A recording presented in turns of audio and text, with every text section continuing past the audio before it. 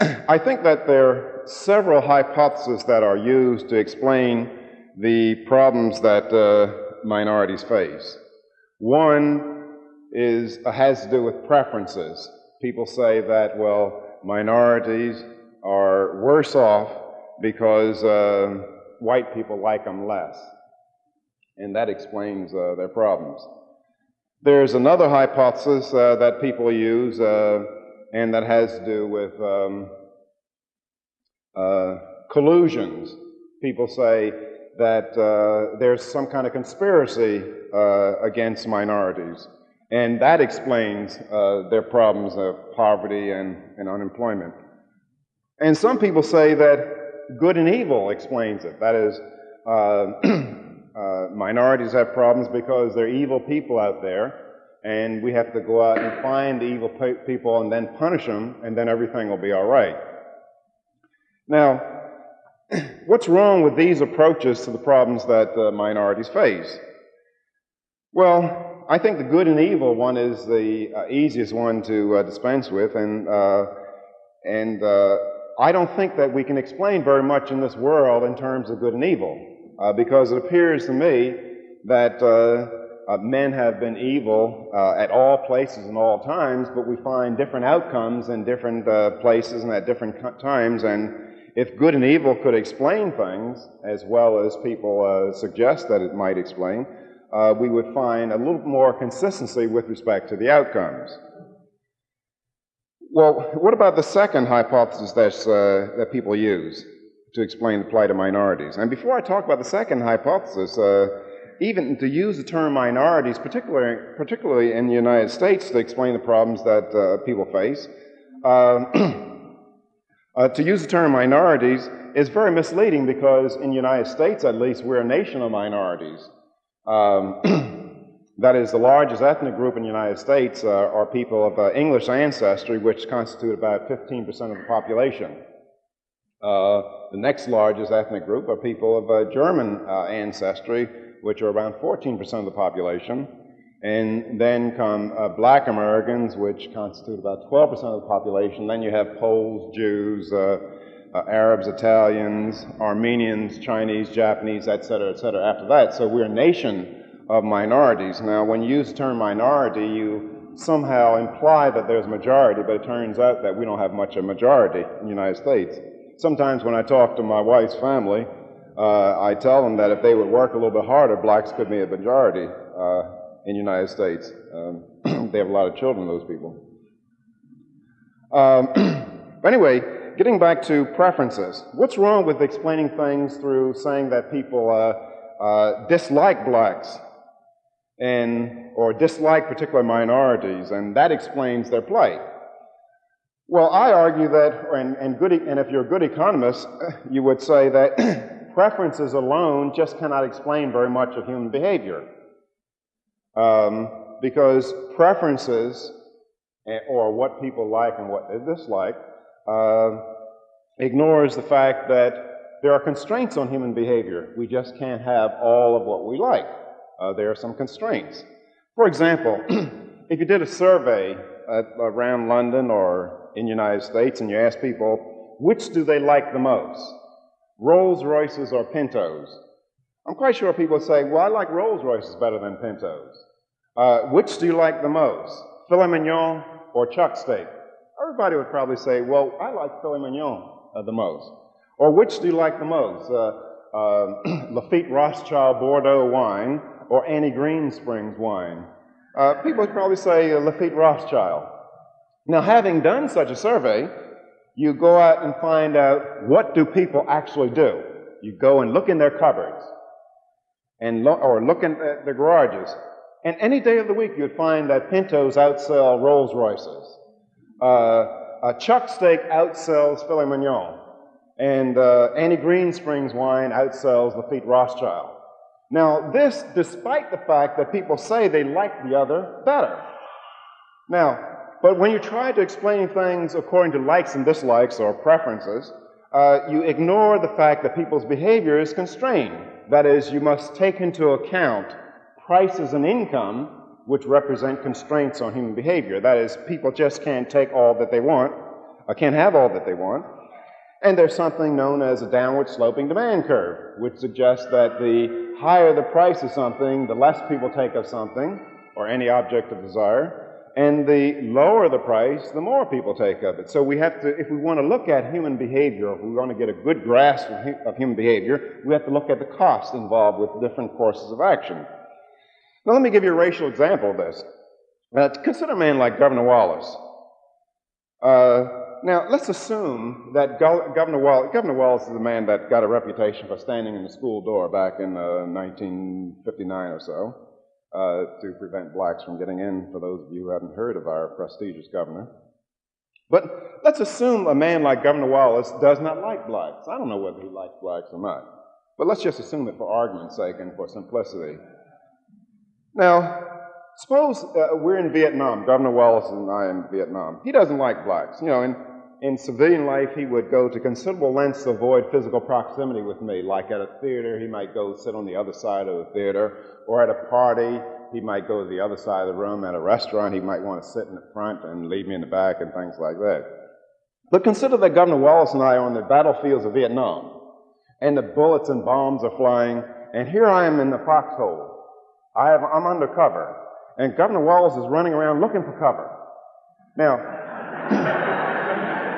Now, do you think that he would get up this foxhole and say, oops, there's Williams, let me go find another foxhole? Well, probably he wouldn't. Now, how do you explain Governor Wallace's behavior?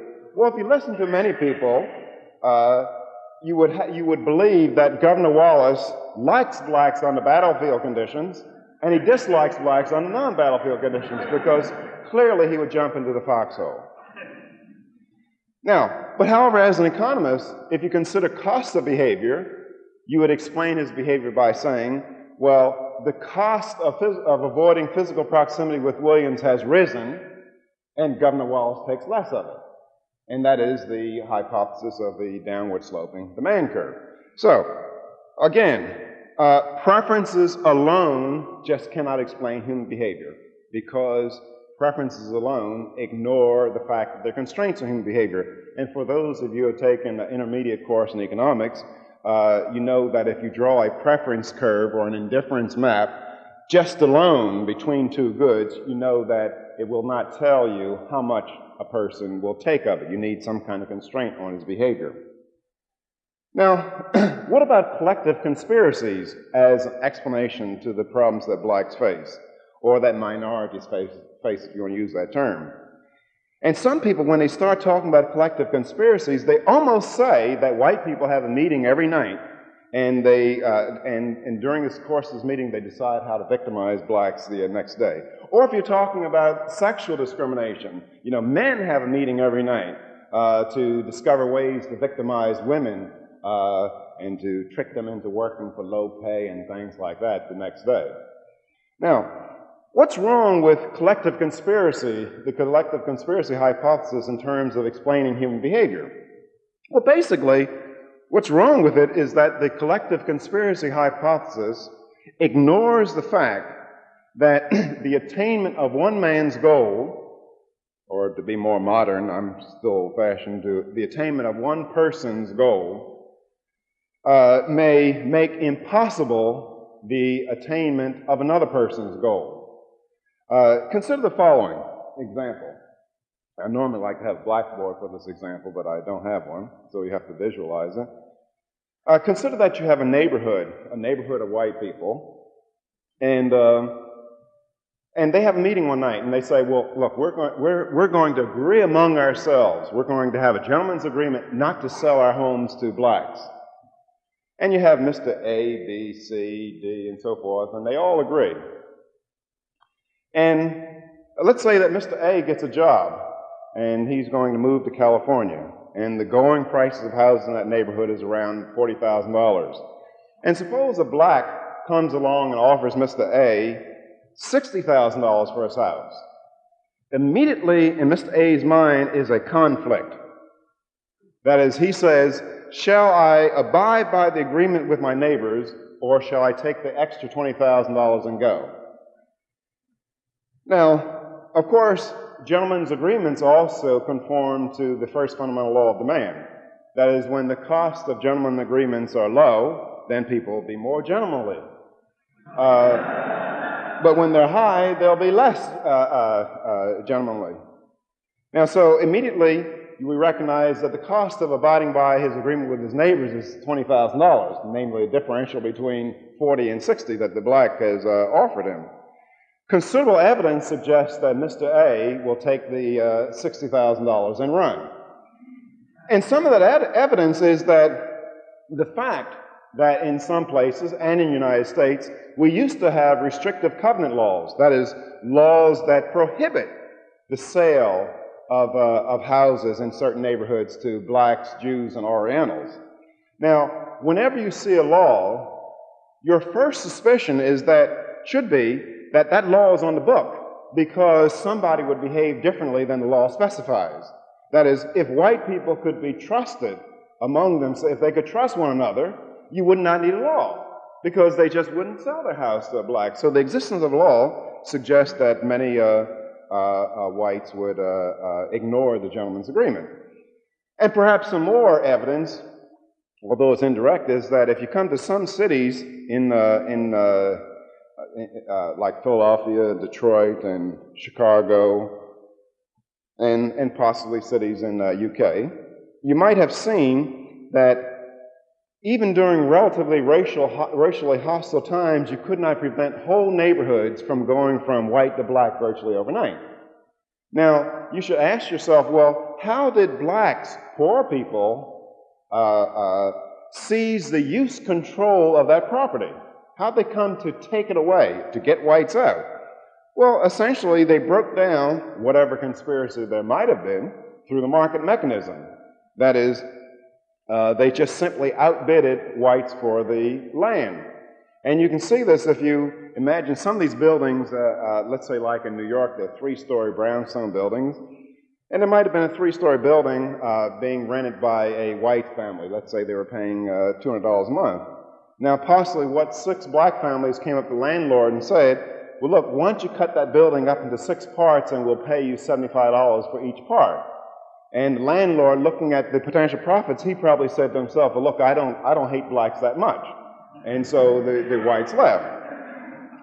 And of course, when they went out to the suburbs, the people got tired of the operation of the free market, so they made all kinds of laws that said, well, in order to live in a house or to buy a house, it has to be 3,000 square feet inside. It had to sit 60 feet from the adjoining property, maybe 60 feet from the curb, and it had to be a single-family dwelling, et cetera, et cetera. All these laws in the United States called zoning laws or zoning ordinances, these laws effectively eliminated the operation of the market.